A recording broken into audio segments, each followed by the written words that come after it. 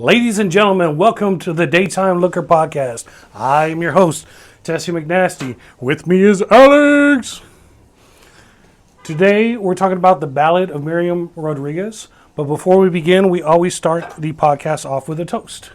If you do not have an alcoholic beverage, pause the video right now and go fetch one. Now that you're back, a quote by the late, great Miriam Rodriguez. Fear is just a word. Cheers. Cheers.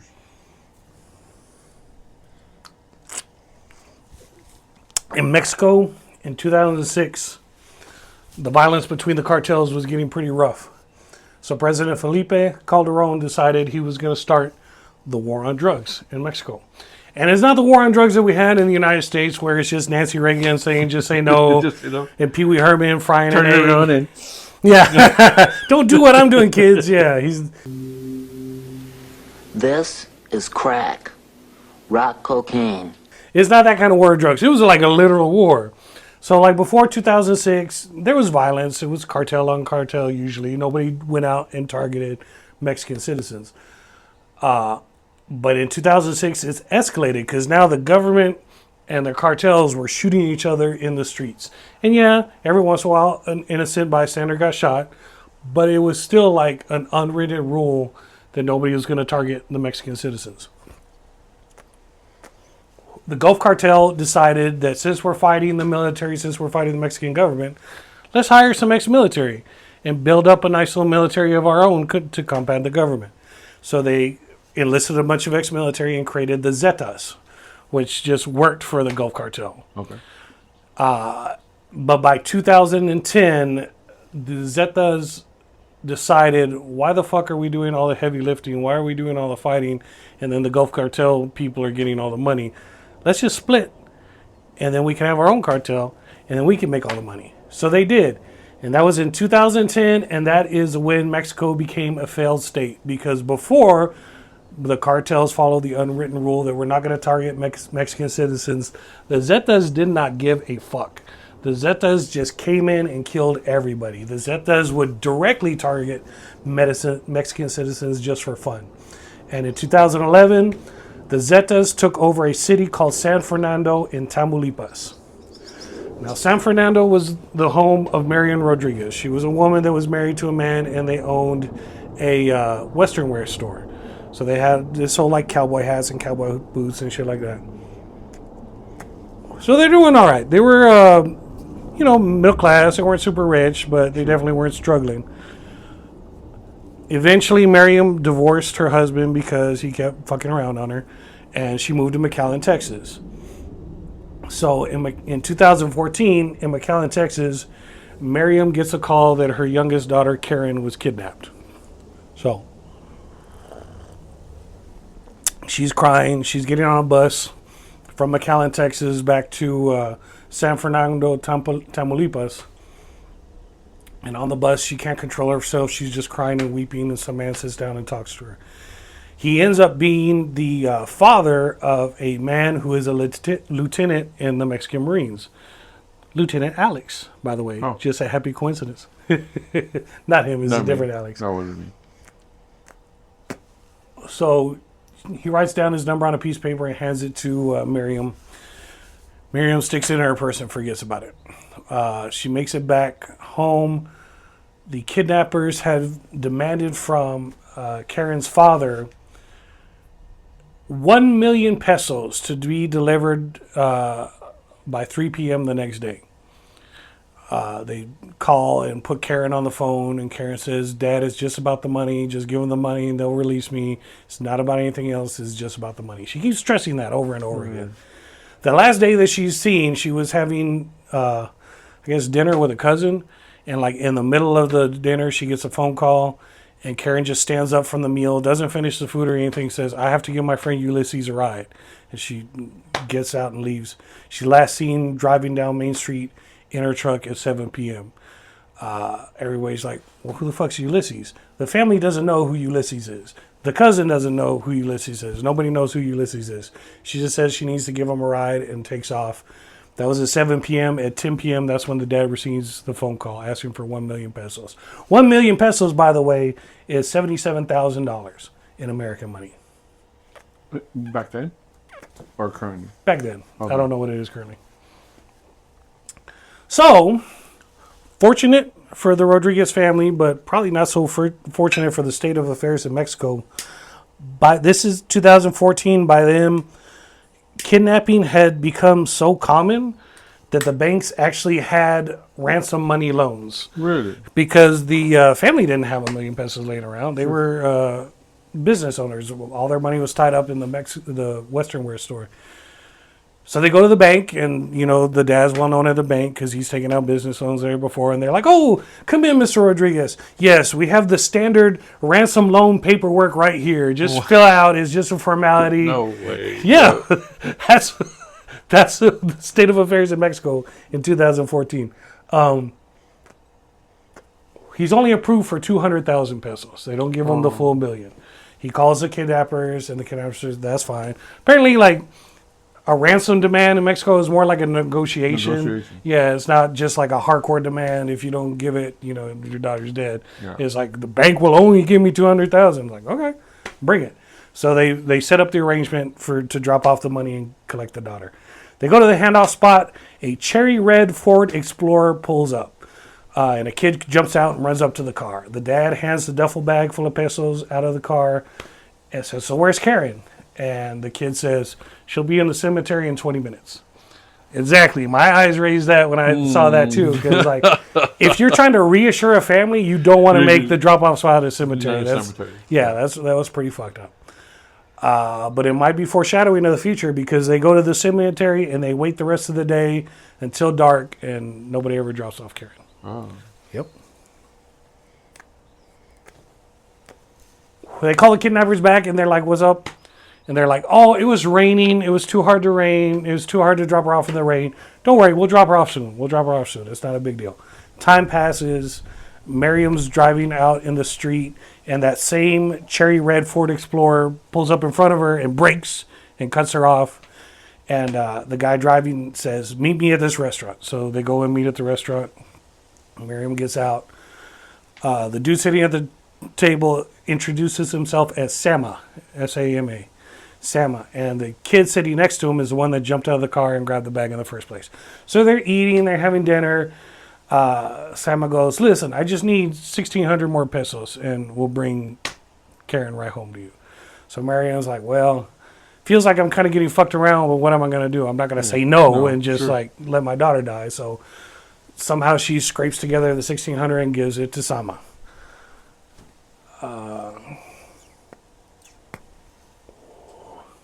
Time passes. She still doesn't get Karen back. One day she sees the red Ford Explorer driving around, and she tails it. And when she gets out, when the car stops and Sama gets out, she follows him, and he meets up with another man. And Miriam goes, "Where's Karen? Where's Karen? You told me twice that you're going to give me back Karen. Where's Karen?" Sama goes like that to the guy and brings Miriam. Listen. I'm going to get her to you. I'm with my boss right now, El Larry. I can't deal with this right now, but don't worry. You'll get her back. So Sama leaves with El Larry, and Miriam follows him still. She doesn't give up. And they go to a purple house. And she leaves. She knows they're there at the purple house, but the purple house becomes more important later on in the story. Months go by. Months go by. There's another incident where Sama comes and collects another 400 pesos. But Miriam decides that Karen must be dead. They wouldn't be fucking me around like this. I'm just going to assume that she's dead. So she finally gets around to calling the phone number in her purse, which is the Lieutenant Alex. And he says, "Hey, if you ever see the cherry red Ford Explorer again, call me. We're in the area. We'll send the Marines. We'll pick him up. We'll pick this guy up." So she doesn't see the cherry red Ford Explorer again, but she goes to a restaurant. And there's two women sitting there. One named Margarita Renteria and another named Jessica. And they're both using Karen's laptop. They're just sitting there and she knows it's her daughter's laptop. She sees it. That's my daughter's laptop. That's the one my daughter's been using all this time. I know it's hers. So she sits at another table and watches them. She calls Lieutenant Alex. Lieutenant Alex shows up, collects the two women. They go and confirm, yes, this is Karen's laptop. And the Marines say, "Where'd you get this laptop?" And they say, "Okay, we'll take you to the place."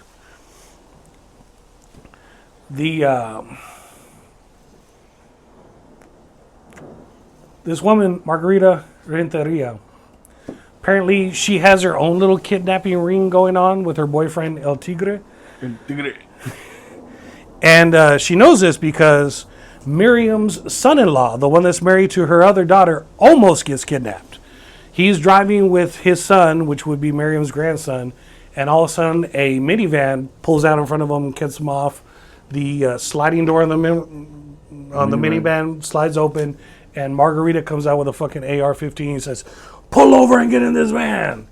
So the son-in-law goes, "Fuck that shit," and he sees that there's a space between the curb and the sidewalk, and he just fucking hits the curb and takes off and speeds away, and they don't.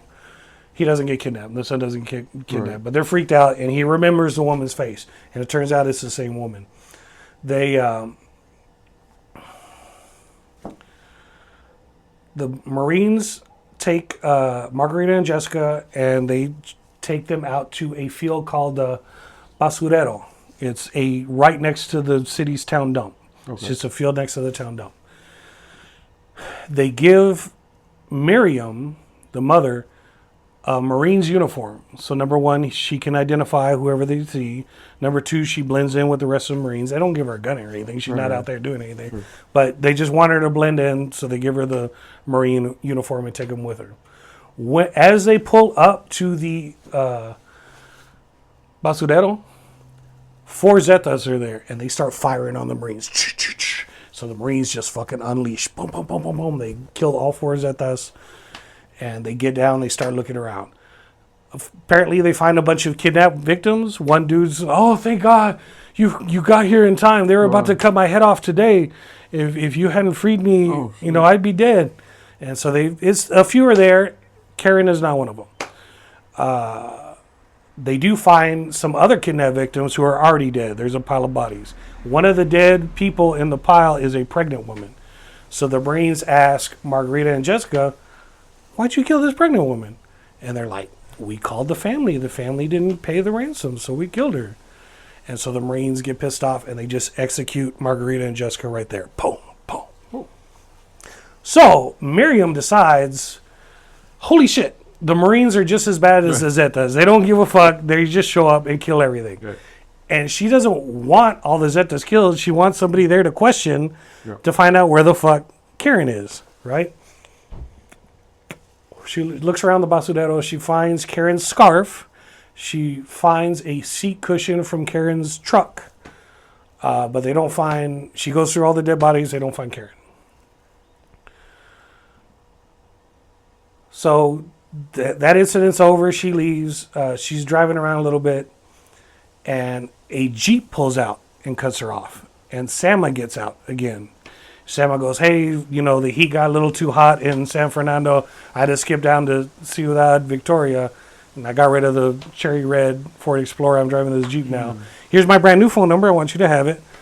I know you don't have any money anymore, but this time I want you to sign over your house.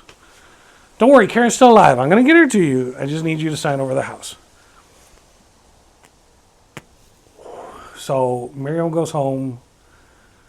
She just starts going through Facebook.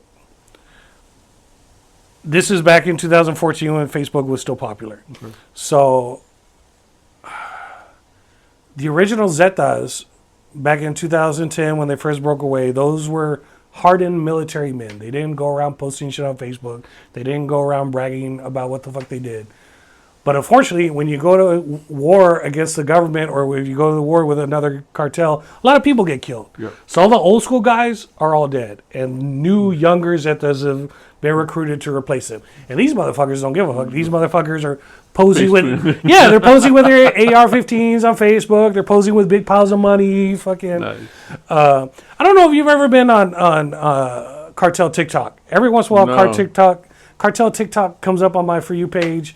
And fucking, I remember this one dude, he had like a stack of money. He opened the barbecue pit. He put the stack of money on the barbecue pit. The next scene, burned it? And burned it, yeah. He's flying on a plane and shit. Cartel TikTok always gets taken down really quick. I try to follow it, and then when I come back, no, this account has been disabled. Yeah. But it's always kind of entertaining to watch.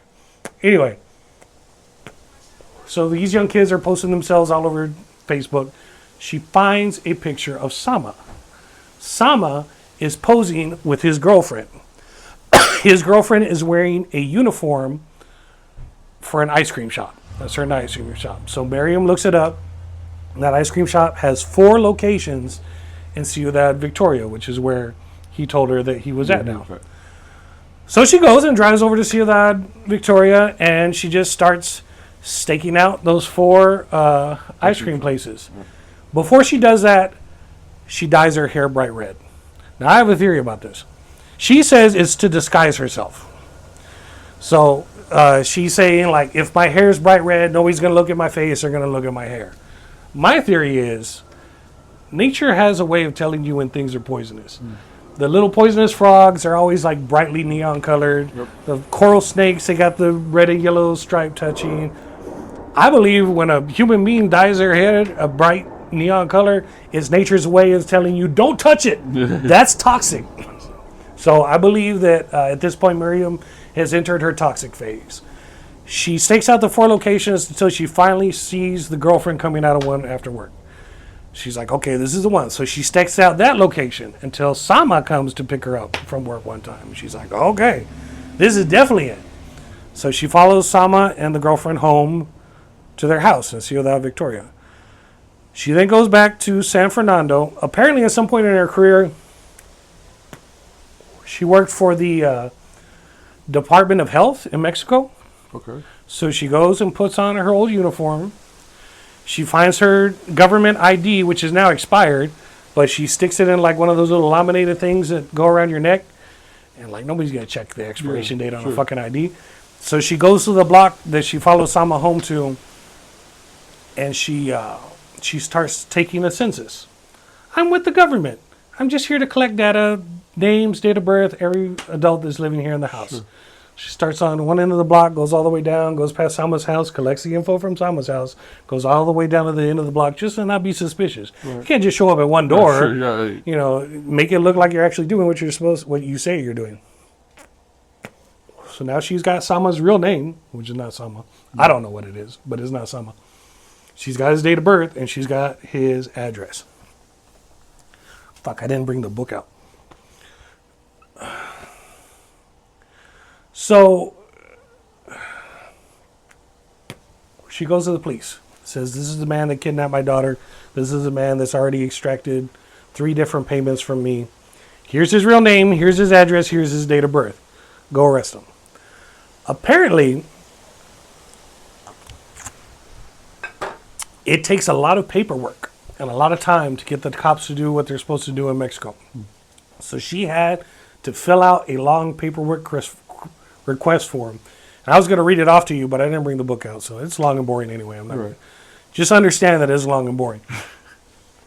And apparently in Mexico, the cops can't raid a house until they go to the house and confirm that that's the person's address.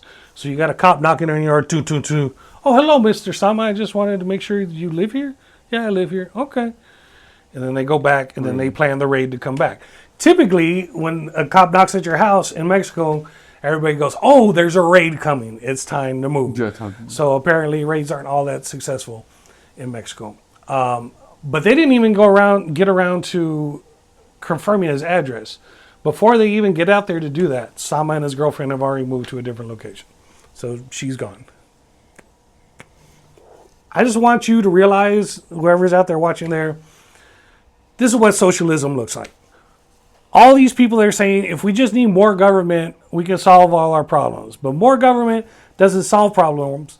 More government requires more paperwork, like the long-ass paperwork that Miriam had to fill out just to get the cop to go confirm the address before they could ever even do the raid. And it takes time, and it takes paperwork, and it takes a bunch of bureaucratic bullshit. And that's what you get when you get more government. You don't get your problems solved. I just want to interject that there. So, Christmas time's rolling around.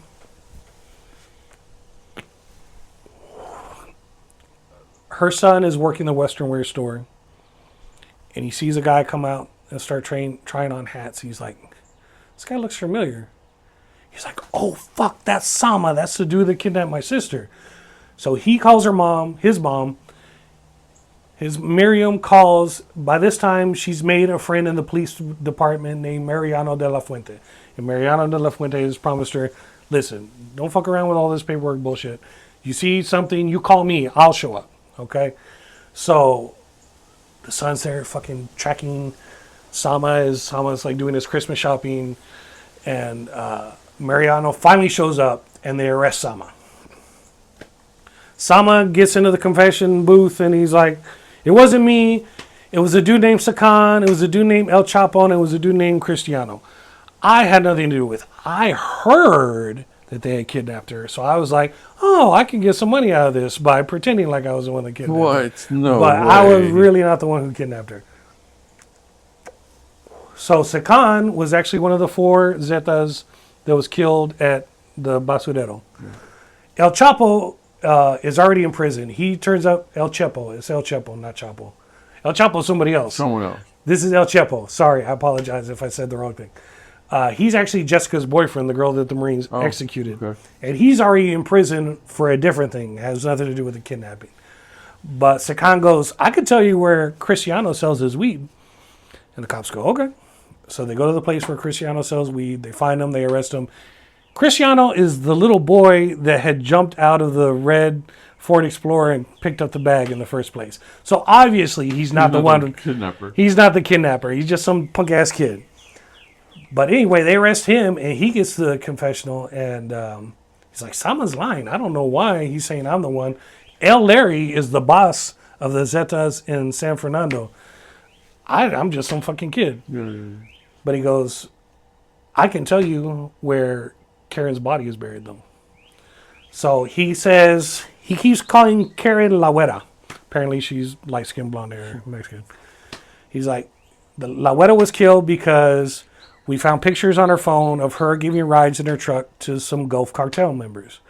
So that's why we killed her. We also killed a woman called Barbara. And I don't know why we killed Barbara. Barbara works for us. Barbara never did anything wrong, but they killed them both together, and I don't know why. But I'll take you to where the body's buried.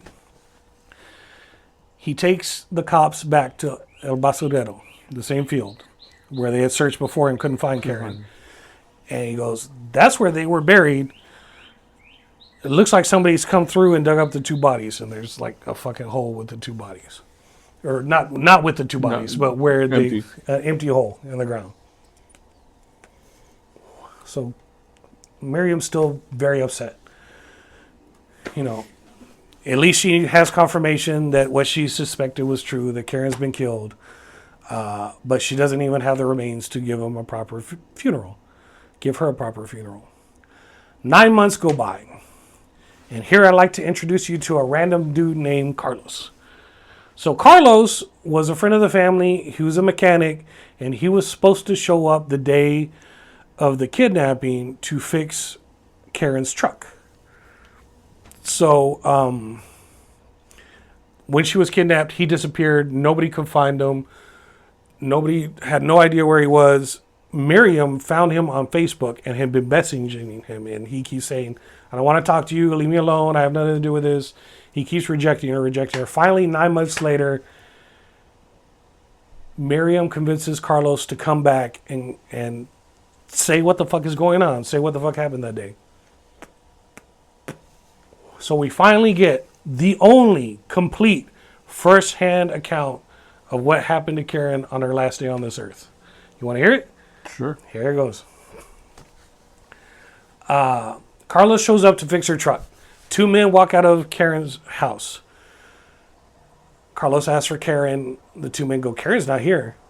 You're going to have to leave. And they go back and talk to each other a little bit. And they go, you know what? Why don't you come inside and wait for her? And when she shows up, then you can talk to Karen. Dumbass Carlos goes, okay. Walks inside the house. When he walks inside the house, Karen is tied up on the floor, hands and feet bound. She's crying on the floor. There's 2 men. The 2 men that walked him into the house are a dude named Sakan and Quital. Both of them were killed at the Basurero when the Marines raided that one time. The dude El Chepo is there, and he's the one bossing everybody around. They bring Carlos in, and he's like, "Who do you work for? You work for the Gulf Cartel? Who the fuck do you work for?" Carlos goes, "Bro, I'm just a mechanic. I work for a living. We live paycheck to paycheck." And then Chepo goes, "Well, then you're really fucked. Because then if you don't have anybody to pay your ransom, you're really fucked." Oh, shit. Yeah, exactly. So they tie up Carlos. They put him in the back. There's 3 other people in the back with Carlos. Carlos talks to him. The 3 people in the back are Ulysses, the dude that nobody knew, Barbara, the chick that Cristiano was talking about, yeah, and Karen's Venezuelan boyfriend. Now, the family didn't like Karen's Venezuelan boyfriend, yeah, I said it right, because the boyfriend had a wife and kids back in Venezuela, and he's here in Mexico fucking Karen, right? So everybody knew that he was married, but she was still fucking him, and the family hated him for it. Carlos is there tied up with the other 3 people, and he can hear the El Chapo in the next room with Karen. He keeps calling her, La Güera, why'd you betray us? Why'd you betray us to the cartel, to the Gulf Coast cartel? You want to get the bag? And he takes a bag and puts on her head and holds it until she suffocates and then takes it off. He does this like 8 or 9 times until she finally passes out, and he goes and gets a bucket of water and throws it on her and wakes her up and does it again. Sama shows up at this time. Sama has 2 people with him named El Flaco and La Machora. Apparently La Machora means butch in Spanish. Sure. I don't know. El Chepo puts Sama in charge of the people in the back. So El Flaco, La Machora, and Sama are in the back with Carlos and the other 3 people tied up.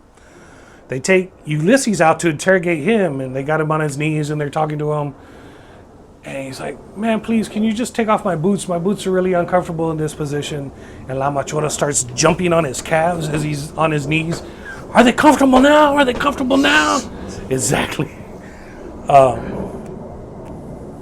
Nobody really has anything to say, so Sama loads everybody up in the cars, and he takes them all to the basurero. That night, a man named Commander Cherokee and a woman named La Chapara, well, a little girl, she's a minor. She's not a little girl, but she's like a teenager. Sure.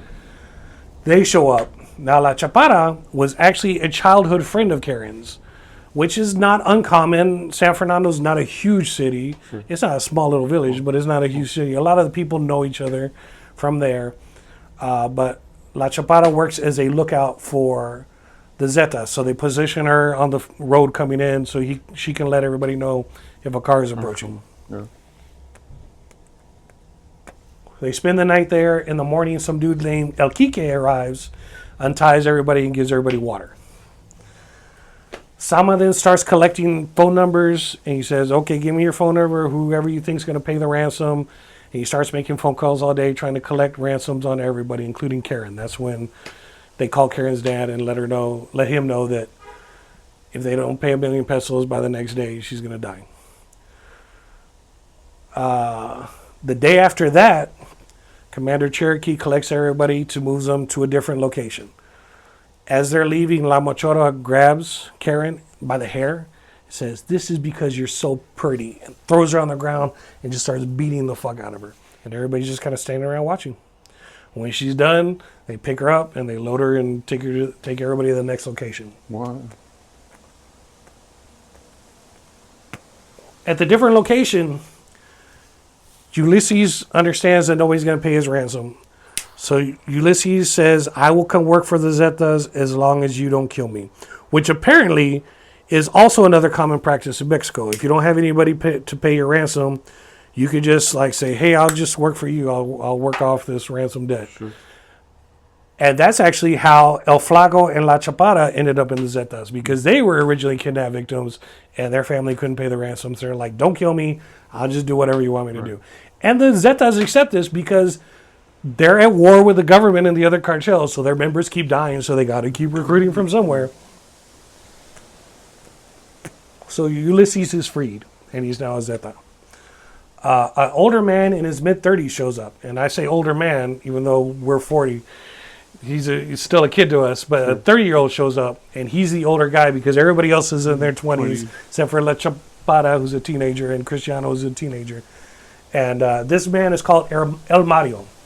El Mario informs everybody that Karen's Venezuelan's boyfriend's, the oil company that he works for, has already paid the ransom, and they paid in like fucking all of it because they got oil money, so they don't give a fuck. So the boyfriend is released. Everybody else that's still left goes back to the basudero.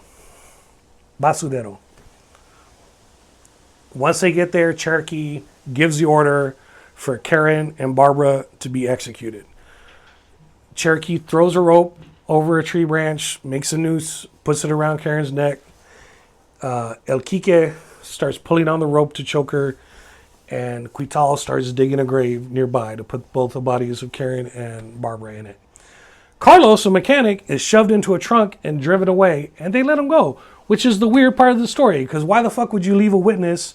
Why the fuck are all these other people who couldn't pay the ransom executed, and you get to turn free, and now 9 months later you're testifying to the police about what you saw happen? That part doesn't make sense to me. So, but anyway, that's the story as we have it. At this point, Miriam's got nothing to go back to. She's divorced from her husband. Her other daughter, Karen's dead. Her other daughter is married with kids and not at home. The son has already moved out as well. All she has is vengeance in her heart and a list of names that include El Mario, El Quique, La Güera Soto, who happens to be El Quique's girlfriend. It's a different La Güera. I guess Karen is La Güera Rodriguez, and this lady is La Güera Soto. And El Flaco. And of course, the one Miriam wants to get the most, La Machora, the fucking bitch that beat the fuck out of Karen just for being pretty. And she swears that she's going to make every motherfucker on this list pay. And I'm going to tell you exactly how she does it right after this commercial break. Barbecue and foot massage. Jones barbecue and foot massage. Better come down here, get some of this shit. You like to eat. America loves to eat. So why not open up somewhere America can sit down, enjoy a meal, and get their feet rubbed? We'll fry anything you want for $5.99. As long as it's friable or edible, we're gonna make it deliciousable. We will fry parts of the chicken you didn't even know was friable. The beak, the feathers, we'll fry candy bars. All that European stuff that you don't really normally eat, we'll bring it down here and fry it for you. Ask McDonald's to fry something other than what they normally fry. Guess what you're gonna get? Nothing. If it fit through the dough, I'll put it in the fryer. Hell, this is a dinosaur. All our meats are gently tenderized to their optimum deliciousness. We got fine dinosaur meats. Took my money, paid me child support. Come on down here and get you a slice. Once they get your social security number, it's over. Motivated. So friends, let's just decide you don't want no barbecue. Well, that's fine too. Why not let one of my foot specialists or myself perform our magic? Look at that, don't they look wonderful? If you really pay me enough, we'll massage your feet in any of these sauces also. Success is the rule down here at Jones. Good ass barbecue and foot massage. So go ahead and give me a call or find us on the worldwide internets at the new website. That's JONES, big ass truck rental and storage.com/Jones. Good ass barbecue and foot massage.html. Excuse me, did you call number 52? Did you hear me call number 52? Now that we're back. Why are you looking at me like that? What? Now that we're back. It's 2015. It's been a year since Karen was first kidnapped. Miriam has started something called the Colectivo de Desaparecidos. The disappeared ones? A collection for the disappeared ones. Yeah. So she starts that. Another year goes by. It's 2016, and this collective has become a nationwide group. It's the first of this kind. Since 2010, people in Mexico have been just disappearing or being kidnapped and, either executed or you pay the ransom and get your kid back. But for all these years, for these 6 years, like all these families have had a loss in their family and they didn't have anybody to talk to and they didn't have anybody to turn to. And when they go to the police, it's all paperwork and bureaucracy and no action. So finally, these people all have somebody they can talk to, not only for support, but for like a nationwide network of eyes and ears. He's like, oh, I saw that motherfucker over there. They're exchanging the pictures of the kidnappers, whatever they can find. And so now there's like a network. Anytime you see somebody like, oh, he's over here. Oh, she's over there. So now they're connected. Also, this year in 2016, we finally found out what happened to Karen's body. It was the Mexican government. After the Marines came and killed everybody, the government came and collected all the dead bodies and dug up all the dead bodies and just put them all in a big mass grave. And so it had taken these 2 years for the government to finally reply to all the paperwork and all the requests. Yeah, it was us. She's over here. So then she has to fill out more paperwork, and more time passes before she can exhume the body. And then she has to fill out more paperwork, and more time passes before she can get a DNA test on the body to prove that it was Karen. And then more paperwork and more time passes for her to finally get the body back so she can get a funeral. So about a year later? More than that, because all this time, I'm skipping ahead in the story. Okay. Like, there's still more story to tell. Oh, wow. And like, it's not till the end that she gets the body back. But I don't want to get into all that detail. Yeah. So I'm just telling you, it took years to get the body back, even though the government knew where she was. She was in the big pile of all the other dead people. So all the other family didn't know what happened to their bodies. All the other, even the pregnant woman, whoever's the dad of that pregnant baby, didn't know what happened to her.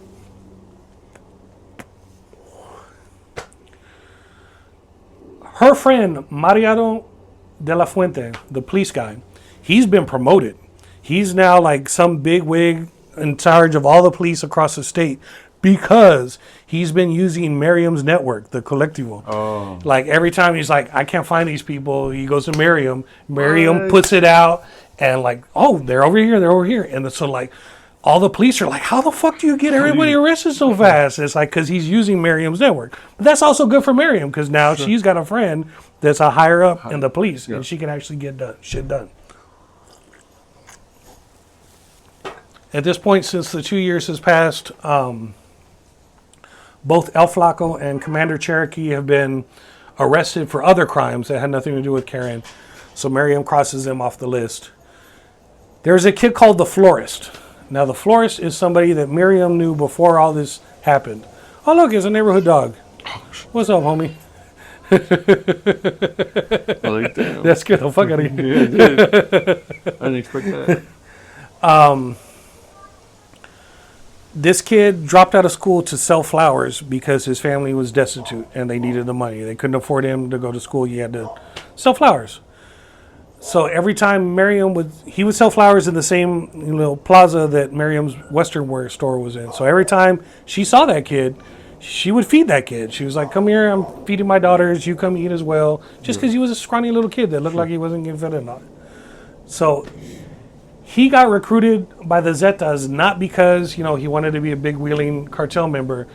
They're like, I see your position where you sell your flowers. That would make a very good lookout position. You're working for us now. He's like, I don't really want to work. No, you're working for us now. So he didn't get a choice. Right. So he's officially a lookout for the Zetas. He's making way more money than he made selling flowers. But Miriam knows this. So Miriam puts it into her network. Hey, I want to find this kid, see what he knows about the Zetas. He's left San Fernando. He's now in Matamoros on the Puente, the International Puente. Yeah. He's not even selling flowers anymore. He's selling CDs, these bootleg CDs. Nice. So her network calls her, hey, I just saw the florist. He's on the bridge. He's selling his CDs right now. Miriam is in her pajamas when she gets the call. She throws on a fucking trench coat and a hat and just drives to Matamoros. Oh, shit. As she approaches the kid selling CDs, he looks at her. She looks at him. Their eyes meet. He recognizes her. He takes off running. She takes off running too after him. So like fucking, she's the old lady. Right, he's a fucking kid. So like they're dodging there, all this shit. The bridge is not like wide where he's got a lot of room to run. So it's kind of a cramped. So she's able to catch up with him. She snatches him up by the back of his shirt, puts a gun to his back, tells him not to move.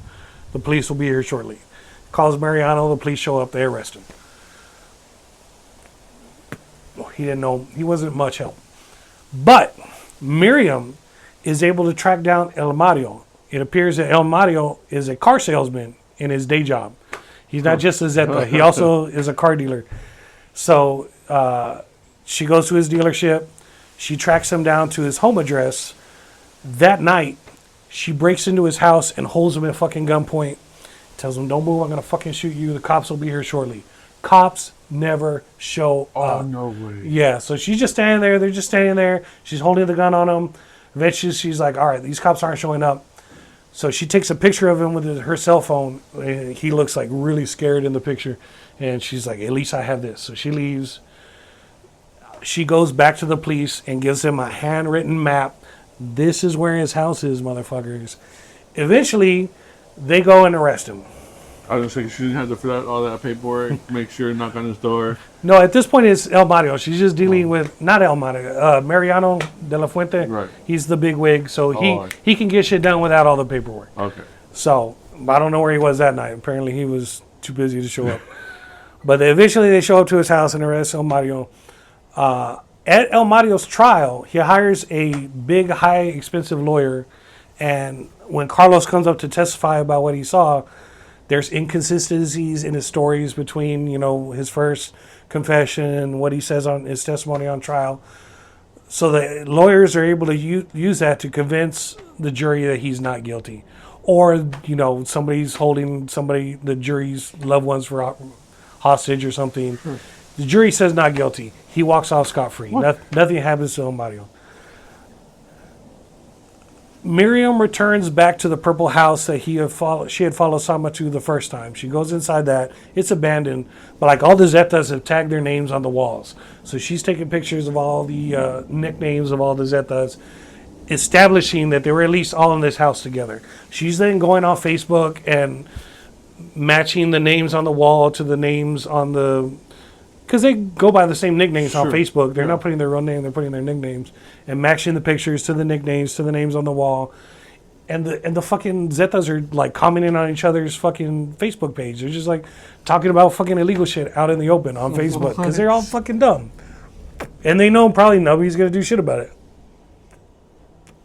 The only one that doesn't post anything on Facebook is La Machora. Because apparently she's ugly. And ugly women don't post pictures of themselves on Facebook. Sure.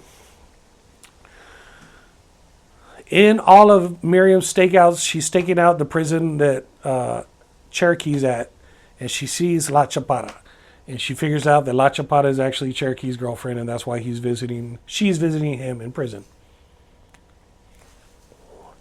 She finds La Chapada out in the street, and she just fucking straight up fights her in the street. She just runs up and just starts swinging. Boom, boom. Now, she's an old lady. La Chapada is fucking a young teenager, so fucking... They're throwing hands in the street. La Chapada gets up and runs away, and she can't keep up with her. Yeah. The next time Miriam finds La Chapada out in the street, she does this the smart way. She just trails her back to her house, calls De La Fuente, and has her arrested at her house as well. She tracks down El Quique. El Quique has left San Fernando. He's now living in Mexico City. He's now working as an assistant to a minister at a church. So I don't know if he's trying to turn his life around or whatever, but Miriam doesn't give a fuck. Yeah. He calls the cops, points the finger at El Quique. El Quique gets arrested. He gets sent to jail.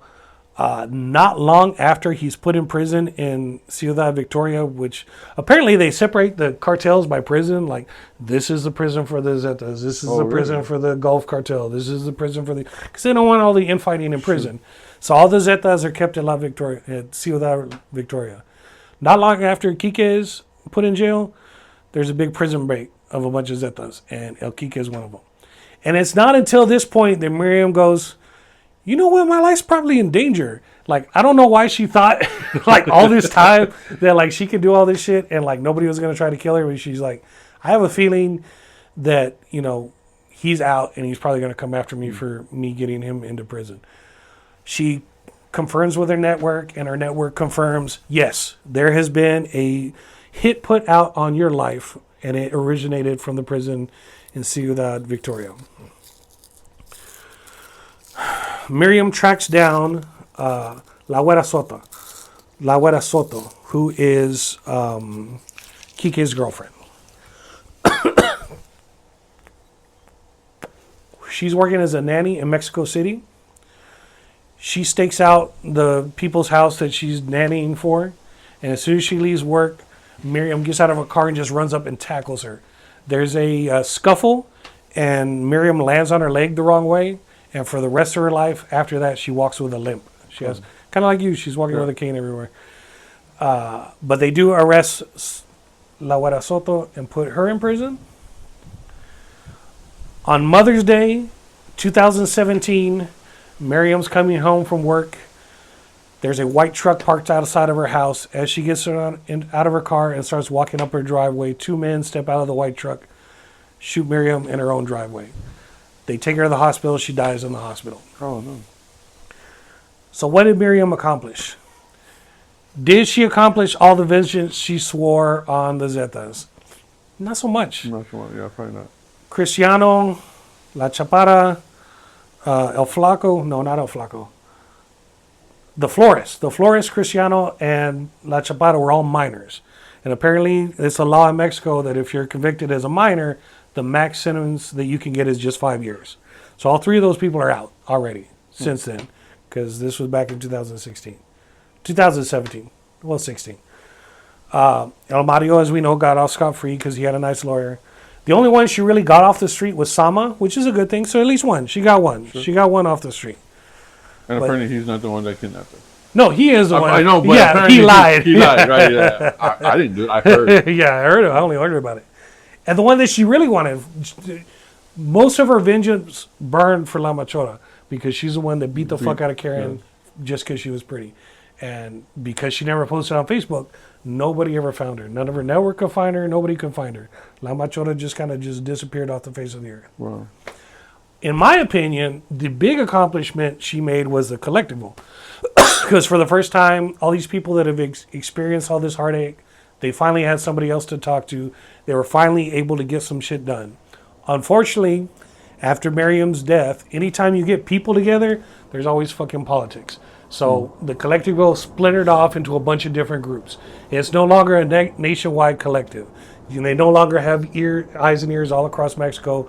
They have this little section that's watched by this one group, and this section that watched by and they don't talk to each other anymore. Oh, they don't talk to each other. No, they don't, because that kind of sucks. Because it's like, fuck you, this is my collective. No, fuck you, this is my collective. This shit like that. Stupid shit where you're missing the point of what the collective was about. But without the strong leader of Miriam at top, it all fell apart. It all fell apart. The one good thing, after Miriam's death, there was a huge protest, nationwide protest, led mostly by the collective, but just random people, like everybody was pissed off about all this bullshit that's going on in Mexico. And there was a huge nationwide protest. So the politicians finally came to their senses. They streamlined the processes in Mexico. It no longer takes mountains of paperwork and time.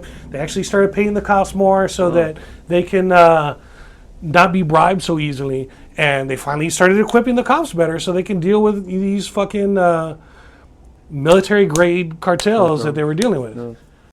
Yeah, no you're not. No you're not. Stop. No, they didn't, motherfucker. No, they didn't. You believe me? Oh, man, nothing changed. Nothing got better in Mexico. Shit is still fucked up. If anything, shit is worse in Mexico now. Nobody fucking changed. The huge protests didn't make a difference. In fact, fucking... It probably made it worse. No, I don't think it made it worse, but it's gotten worse just because it's gotten worse. Wasn't there recently in the news, like they found a site where there were a bunch of children's shoes that they were digging up? They were looking for their relatives. Handwritten names of those missing in Jalisco State, western Mexico. Instead, this group of volunteers called the Warrior Searchers found this, a massive crematorium hidden in a ranch in the community of La Estanzuela. Local authorities said the ranch was used by organised crime to train new members. It even has what appears to be a primitive obstacle course. We found it because we had several anonymous calls, including relatives who accompanied us to where their sons could possibly have been. And we found burnt remains of human bodies in graves. 400 shoes. All that's left of the many people disposed of here.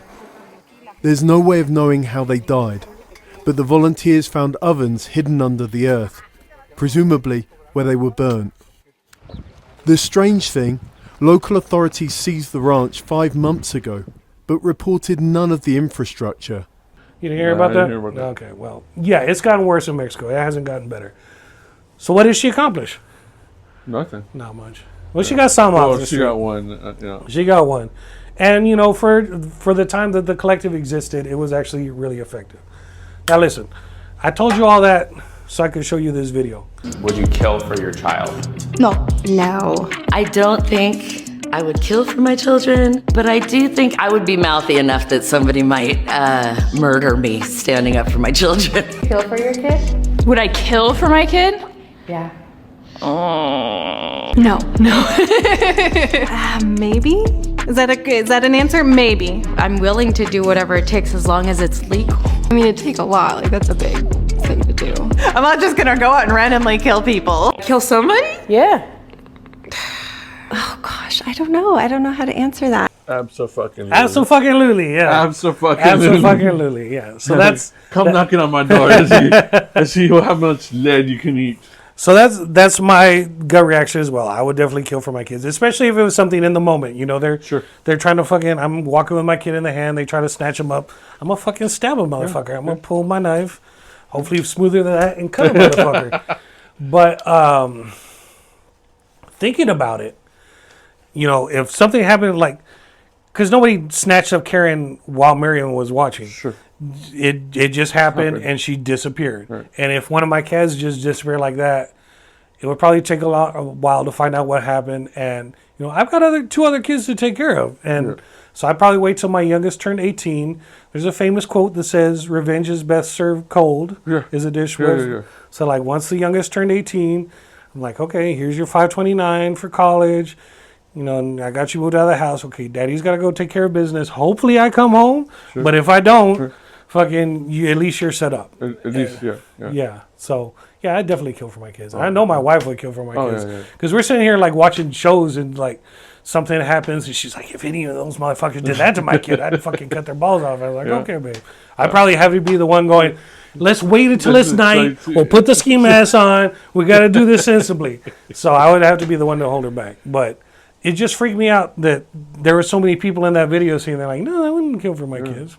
Miriam never killed for her kids. Not once did Miriam kill for her kids. She held the gun. She had the opportunity to kill a few people. No way. It would probably have been, she would have maybe accomplished more if she had just shot Mario instead of fucking taking a picture of him for her own satisfaction.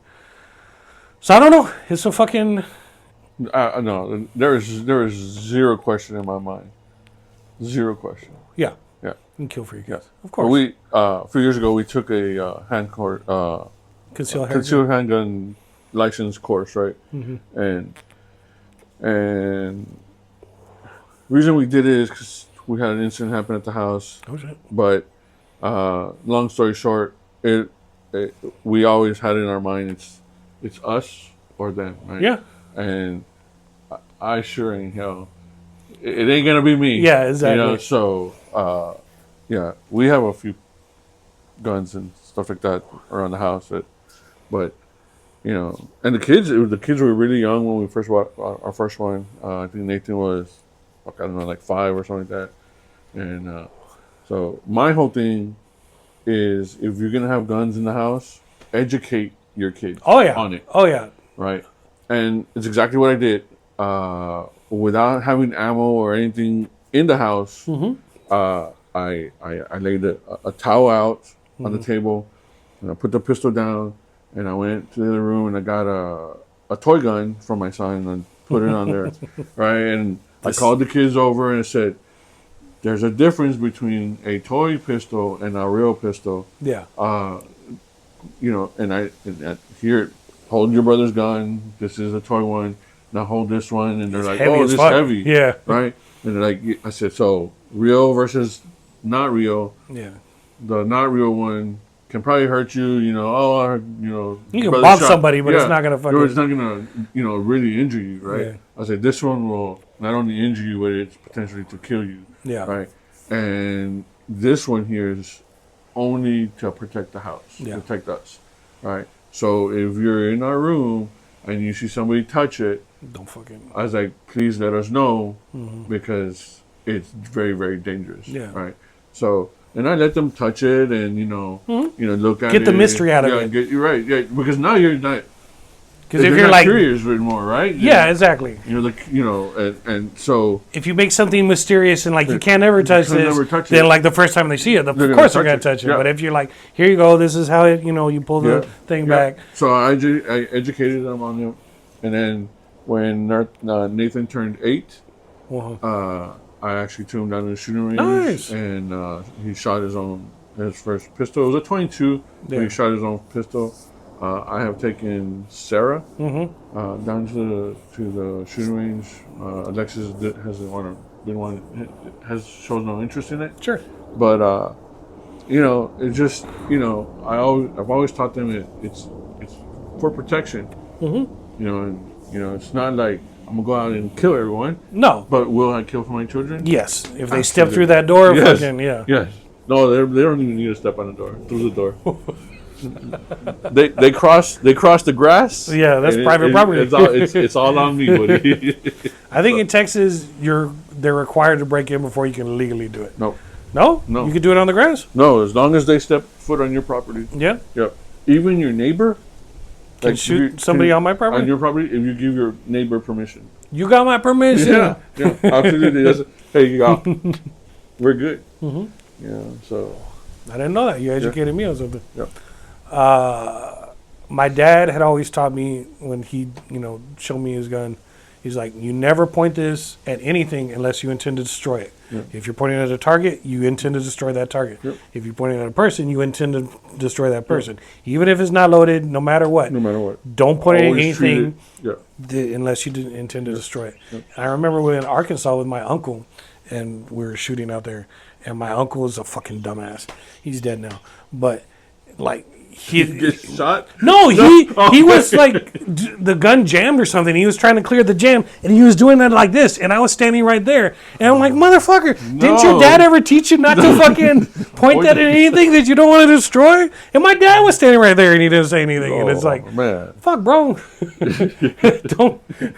I had to like step out of the way and like push the gun that way, like point it, clear it that way. Yeah. Fucking lunatic. He was a fucking idiot. But yeah, man, that's all I have prepared. That's a crazy story. It's a true story, and I highly recommend the book. And it was the quote we started at the beginning of the podcast. Fear is just a word. It's by some I forget the author's last name, but you can find it if you look up Miriam Rodriguez and Fear is just a word. It's indexed. Every fucking thing in the story is from a news report. Nothing is made up. Nothing is fictionalized. Well, I'm sure every book has a little bit of just to have the narrative. Right. But every fact in there is from a news report, and they're all documented at the back of the book. Interesting. And it's got the glossary and thing. If you want to look up fucking El Mario, it's like he appears on this page, and yeah, it's a really well written book. So I highly recommend it if you want more details. The one thing I didn't like about it is it skipped around a lot. It like starts with her putting the gun in the back of the Flores and then coming back and telling this other story and jumping around, and then they introduce different characters from the collective. It's like, I don't want all these other people. I just want to know about fucking Miriam. So it's a Pulp Fiction book. Yeah. That comes running around. Exactly. Just like the movie Pulp Fiction, where they jump from story to story. We were watching last night. I was like, oh, turn this shit off. Pulp Fiction was well done. I enjoy what Pulp Fiction. When fucking at the end where Bruce Willis. Bro, you've never seen Pulp Fiction? I saw it long time ago, and I was like, I don't even know what the story's about. I think that night I was like upset about something, and we were watching it or whatever. And I just couldn't concentrate on it. And never watched it again. And then last night, kind of like, so we started watching it, right? But yeah. It does jump around a lot. Yeah. You do have to pay attention. But it's a really good movie. You should finally rewatch it. And that movie resurrected John Travolta's career. He was typecast as a fucking disco guy. Yeah, and then he comes back, and then he was like in a shit ton of movies after that movie. So it was a really good movie. That's the line. Fucking, I always wanted a wallet that said "bad motherfucker" on it, just so if anybody ever asked me, which wallet is your wallet? The one that says "bad motherfucker" on it. That's a good line. Samuel L. Jackson always has the best line in movies. Yeah. But yeah, go watch that movie, man. Yeah, I'll go watch it too. Go read the book. Fear is just a word. It's a really well told book. It does jump around like Pulp Fiction, which I didn't know how to enjoy it, but it's a true story. And there, what, Pulp Fiction or the book? No, the book. Oh, the book. Okay. And it really shows you how fucking far Mexico has fallen. Because I remember as a kid, I would go across, we would eat, drink. I was like underage, and as long as you're as tall as the bar, I would go to La Concha and pay $7 to get in, and the drinks were free all night long. Boom, Really? boom, boom. Yeah, you never went to the clubs in Mexico? As I was older, Mm-hmm. like actually, well, I guess I was still underage, right? Oh, you were in Robstown. You weren't right at the border. No. Yeah, I grew up in. But like for spring break or whatever, I'd go, Mm-hmm. and I remember us going. I was like, I don't know, 19 or something like that. Yeah. And there was one bar we walked into, and we paid $10. Uh-huh. It was all you can drink. Yeah. The rest of the night. Yeah. Yeah, Those are awesome. We got fucked up. Yeah, we got tore up. I remember coming back across the border, and I was so drunk they had just thrown me in the back of the truck. I was in the truck bed. Whoa. And that was back before it was illegal to drive around in the truck bed. Yeah. And the border patrol comes up to me, U.S. citizen, and he's shining the flashlight in my face. I'm just like, and he's like, just go. So we went one year, and I say we, but I went one year. It was me, my cousin, and his best friend. Well, his best friend was a drinker. And my cousin and him are a few years older than me, right? So they're already legal to drink, right? And we walked into that club. It was $10 to get in, all you can drink. And dude, this guy was like, I mean, my third beer, like he was already like in a 6-pack. Like, Yeah. I mean, we were just throwing it back. Yeah. And this is the first year that they had started, like, you can't cross the border drunk. Oh. Or they would arrest you. Oh, shit. Right? But, bro, I was I don't even remember crossing the border. Yeah. Right? Like, I remember, okay, being time to close down the club or whatever. Mm-hmm. And it was upstairs, so we came down the stairs, and as soon as I hit the door, that wind hit me. I was done. Right? Apparently, I don't know. Apparently, I was like, we were walking across the border, and I said a few jokes to the border patrolman. I don't know, but did you wake up in jail? No. I actually, we crossed the border, and my cousin's not a drinker, right? So I handed my keys to the drinker. I mean, to my cousin. Yeah. And they're big on Jack tacos for like 2 for $1 or whatever, right? I thought you were in Jack Daniels. You No, mean Jack in the Box. Jack in the Box, Yeah. right? And so apparently we stopped at Jack in the Box, right? And then got to the hotel, and my cousin's like shaking me, right? So he's like, "Hey, there's a taco in your hand," right? And I was like, how the fuck did I get a taco in my hand? He's like, just fucking eat it, bro. So I'm like munching on this taco, right? And then I get woken up again. Yeah. He's like, hey, there's a taco in your hand. He's like, I'm like, how the fuck am I getting tacos in my hand? Like, where do we get fucking tacos from, right? And then he's like, we stopped. Just fucking eat it, right? So I ate it, and like 2 minutes later, I'm like, ready to throw up? Throwing up on the trash can and all over my shirt. Yeah. Right? And why did he feed you? He could have just left you asleep. You would have been fine. You would have been fine, right? Woke up in the morning. Waking up and ate it for breakfast. It's still there. It's still there, right? Woke up the next morning and get ready to like take a shower or whatever. And my shirt is balled up in the trash can? No, in the tub. Oh, shit. I'm like, what the fuck happened, bro? Like, why would you ball up my shirt? You're like, oh, because you vomited on it, right? I'm like, I get it, but rinse it out or something. I was so pissed. That's your off. vomit. I don't want to rinse out your vomit. I was like, whatever. Next day we went to Luby's, and I remember that Luby's place. doesn't give you like a tall glass of water. Mm-hmm. The little They small give cups. you the little bitty ones, right? Yeah. And I asked today, I said, I just want water. Leave the picture right here. But she can't leave the picture there. That's So she gave us all a glass of water. I was like, it's by the time she left, hey, come here, I need some more water. I was thirsty, bro. But I had a good time. I mean, it's just I didn't get up. I didn't end up in jail. So. Yeah, that would be a scary feeling, waking up in jail in Mexico. I have friends that tell me the stories where apparently they don't feed you in the holding tank. So like, if you're waiting to see the judge, somebody's got to come and bring you food. Really? That's just what I was told. I don't know. I've never spent any time. Yeah, so that's one of my many funny stories. I miss going to Mexico, but I would never go today I would because it's fucked up. And my mother-in-law, she goes all the time. Really? She's in Laredo, and you know, she would blend in. I would not blend in. I'd be at some fucking ranch next to a fucking dump, and my wife would be like, "I don't have that much ransom money." What are you talking about? So fuck yeah. It's fucked up in Mexico. It's only gotten worse since that story. I'm sure. That was 2016. That was almost 10 years ago. Yeah. Mine was in 95. So. Oh, mines were in the 90s too. Yeah. Everything before 2000. Yeah. Man, I miss the 90s. The 90s were fucking awesome. Yeah, they were. I never thought I'd be the old man reminiscing, but I am the old man reminiscing. As a kid, you know, when the adults would talk, like, I miss the 70s. It's like, fuck the 70s. Overrated. The 90s were the best, bro. I don't know. I think I could see myself with the big ass fucking collar and the fucking bell bottoms and shit. I'd be fucking on skates. On skates, man. Whee!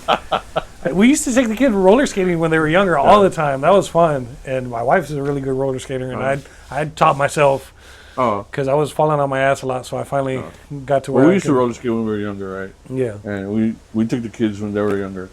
And I remember this one story. We went to one of my niece's birthday parties, right? Yeah. And they had it at a roller skating rink. Yeah. And my nephew's sitting there, right? He's like 13, right? He wouldn't get out on and the floor. I said, "You're not gonna go skate?" And he's like, "I don't know how, Uncle Alex." I'm like, "What do you mean you don't know how?" I said, "You lived on the south side. Like,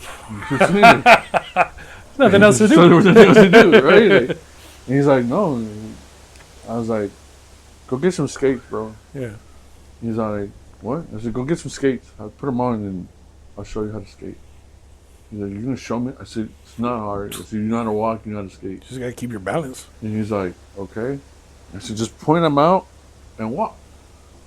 He's like, I said, first, we started out in the carpet first, like started in the carpet, right, and walk.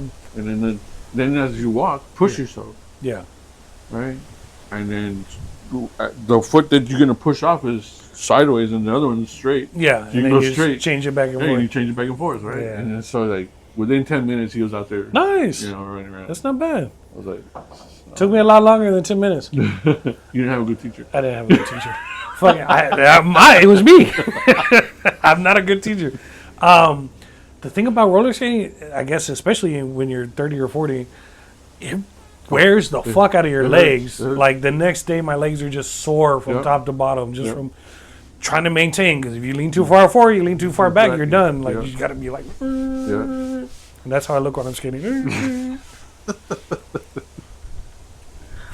But I've always envied the people that like turn around and do it backwards, and they put like one leg out like that and do all this shit. I can't do that. No. Sarah can skate backwards. Oh yeah. Yeah, Sarah can skate backwards. Nice.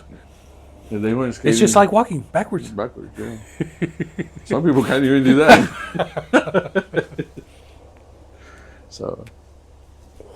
Well, anyway, I don't even know what time it is because we restarted the thing, so it's probably been about an hour. You got any closing thoughts? No, this is great, man. I enjoyed the story. It was pretty intense. Pretty intense, pretty educational, right? Like for those people that are like, I'm just gonna go to Mexico, right? Like, hey, slow your roll. You can get in real trouble. Yeah.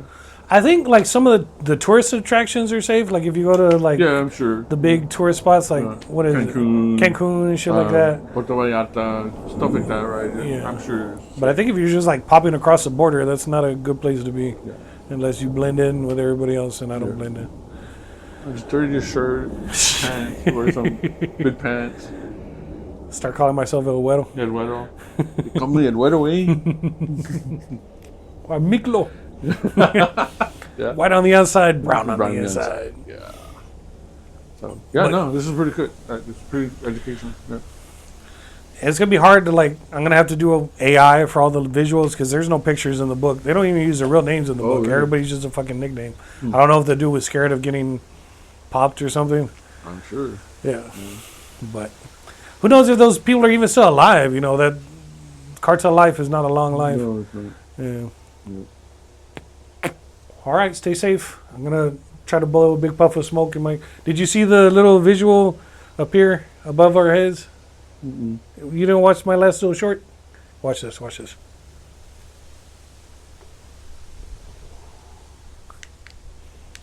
Damn it! It's not working.